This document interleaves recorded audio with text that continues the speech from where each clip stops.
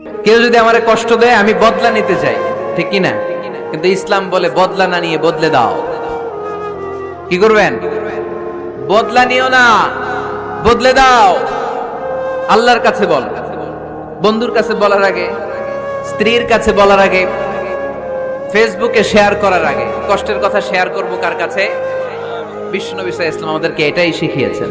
এই শিক্ষার মধ্য দিয়ে গোটা বিশ্বকে তিনি চেঞ্জ করে দিয়েছেন। তার নাম মুহাম্মদ সাল্লাল্লাহু আলাইহি ওয়াসাল্লাম। এই সূরা থেকে আমাদের জন্য শিক্ষা হচ্ছে আমরা বিপদে আপদে সব সময় ভরসা রাখবো একজনের উপর, তিনি কে?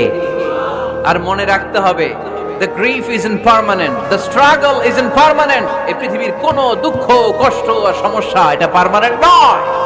সমস্যার পরে সমাধান আছে, দুঃখের পরে আনন্দ আছে।